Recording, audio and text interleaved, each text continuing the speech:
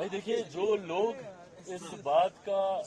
हो हल्ला मचाते हैं कि बिहार को विशेष राज्य का दर्जा नहीं मिला, विशेष राज्य का दर्जा नहीं मिला, ये वही विपक्ष के लोग हैं जिनके पास ये जानकारी का अभाव है कि इन्हीं की सरकार में, यूपीए की सरकार में मनमोहन सिंह जी के दौरान ही नीति आयोग में इस तरीके के प्रावधान किए गए थे जिसके बाद किसी भी राज्य को विशेष राज्य का दर्जा मिलना लगभग नामुमकिन के करीब हो गया था। बहरहाल हम लोग की मांग रही थी कि जब तक विशेष राज्य के दर्जे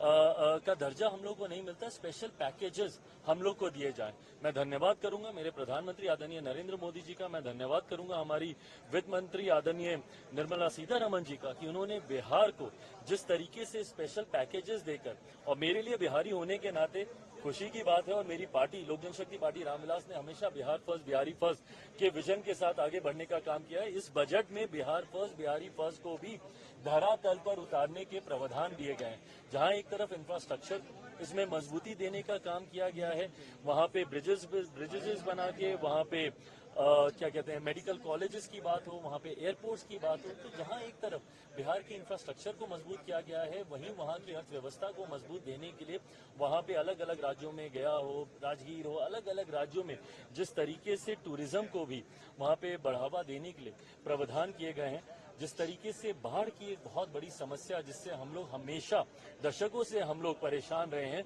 उसके भी समाधान का जिक्र इस बजट में किया गया है। तो मैं मानता हूं बिहारियों के लिए ये बहुत खुशी की बात है और पूरी बिहार की जनता प्रधानमंत्री जी का धन्यवाद करेगी। बट ओवरऑल भी अगर इस बजट को देखा जाए तो पूरी तरीके से समावेशी बजट है। पिछले 10 सालों में भारत की अर्थव्यवस्था, एक मजबूत अर्थव्यवस्था का लाभ हमारे समाज के हर वर्ग को मिले,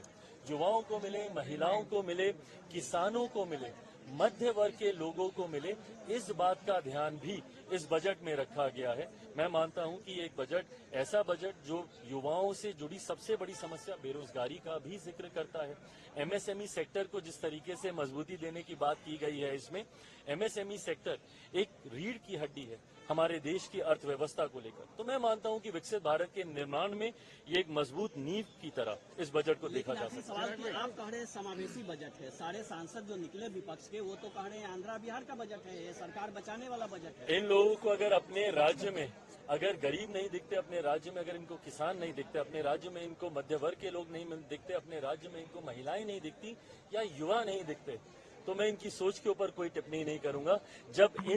इस वर्ग का जिक्र किया गया तो इस वर्ग से आने वाले हर व्यक्ति, भले वो किसी भी राज्य में रहता हो, उसकी सुविधा का जिक्र किया गया। जब आम आदमी की आमदनी को बढ़ाने का